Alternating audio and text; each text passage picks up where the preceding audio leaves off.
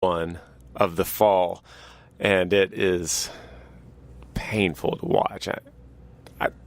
I watched it one time when it happened. I watched it in the hospital on my phone, but I have not seen a video until now when I had to download it for this podcast. I put my foot up on a monitor that was on the edge of the stage, and as I shifted my weight forward a little bit, the monitor flipped off. I went with it, fell on top of the barricade, the metal barricade, completely separated 2 ribs in my back and punctured a lung. Here's the video. This country boy love is what you need, like a 12-gauge dog that sets you free. Won't you taste these biscuits? They're so sweet.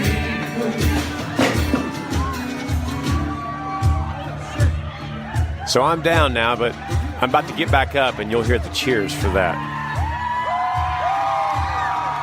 The security guy comes running at me to help, and I remember thinking, well, the show can't end like this. I got to get up. I got to finish the show. So I stand up. I can tell something's really wrong. I can feel the crunching in my chest. Must have been a city boy that put that up there. The only thing I could say was it must have been a city boy that put that up there. Make a joke out of an awkward situation. I think I got that from my dad. And notice the band never stops playing. I always told the guys, if something bad happens, never, ever stop playing. But at this point, I'm just trying to get my breath. That's why I'm not saying or singing anything. Enough of that video. So I finished that song, and then I sing Backroad Song.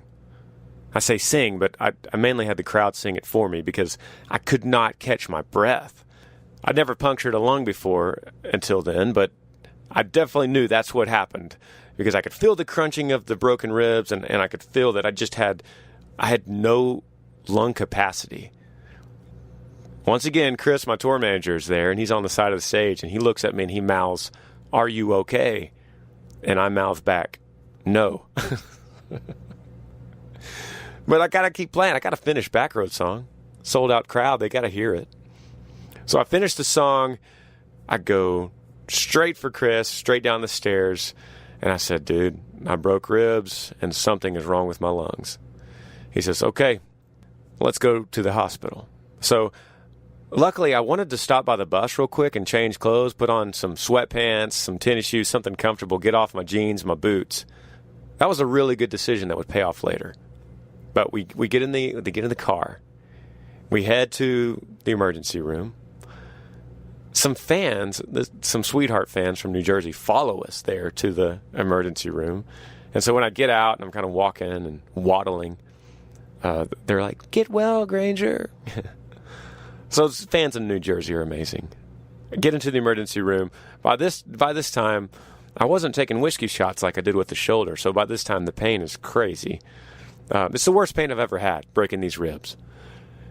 So I'm about to throw up. Like I'm getting nauseated. So they gave me some medicine. That's the first thing I had.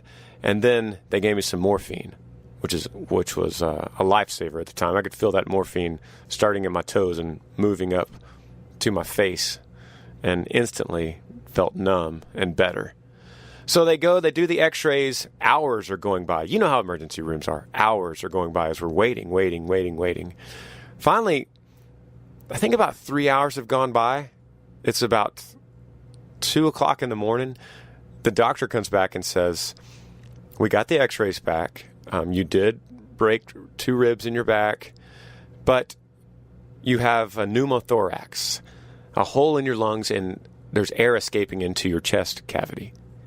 So we have to call the ambulance and we have to transport you to the trauma hospital because if it's too bad, they have to put the tube in to relieve the pressure so that your chest cavity doesn't get too much air." So I'm like, all right, well, the night's not over yet. So we go get in the ambulance. They come right away. They throw this neck brace on me because they got to take all the precautions about just in case there's any kind of spinal injury.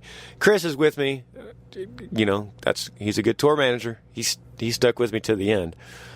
We head to the trauma hospital, and this is when it gets a little weird. Follow me on this. The most embarrassing moment of my life.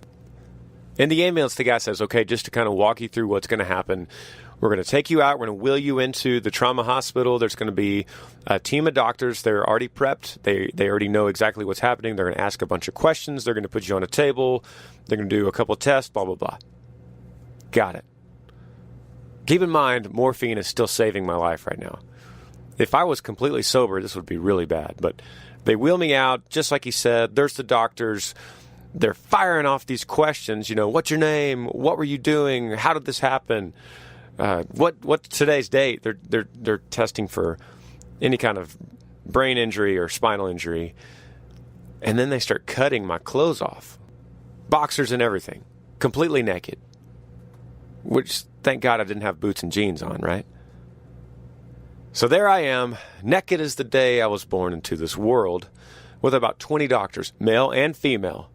They're flipping me over, they're sticking things in places and trying to figure out if I have more injuries and trying to figure out how much air has escaped into my chest cavity. So finally, they get me stable and they put a sheet over me and they wheel me out into the hall. And as they wheel me out to the hall, I hear a group of doctors in the other room listening to If the Boot Fits on the computer. So there's these people that just saw me completely naked. Now they're listening to my current single. Now that's something, huh? So by now it's morning. Chris is still with me. Brittany, my amazing East Coast radio rep, is with me. They stayed with me all night to make sure I was okay. Amber, of course, at home, my wife, is kind of freaking out because we've given her a little bit of information here and there, and she's wishing she could be there. She's actually scrambling. Maybe she's going to get on a flight and come see me in New Jersey. About noon the next day, 5 doctors come into my room, and they said, "We've got you completely stable, and we think it's okay to send you home." And I was like, "Well, home is Texas." And they said, "Oh, well, no, you can't fly." And I said, "You're damn right I'm going to fly." So they checked me out. They weren't happy about it, but they checked me out, and I went straight to the airport and bought a flight to Austin, Texas. Worst flight of my life, no doubt. Pain medicine was the only thing that really got me through it. But I made it home. Reluctantly, I canceled 10 shows. It was the month of December, so it was our slowest month of the year already. Luckily, we're going into the holidays. But what happened during this recovery was amazing to me. I learned so much during the 6 weeks I was on that couch about diet, about cold water therapy. So many things that I could talk about in a whole other podcast. And I healed. Stronger than I was before, I believe that. And now I'll do anything to prevent me from ever missing a show again. Thank y'all for listening to episode 4. It happens like that. Out of the blue sky, lost in her blue eyes. Yeah, when it happens like that, nothing to lose, turns right into you. Do it all you could do just to keep her around till the moon goes down and you're back at your house. One thing leads to another, you loving each other when looking, you never look back. It happens like that. This podcast is brought to you by Yee Yee Energy. Come find us on tour, grangersmith.com/tour. See you down the road.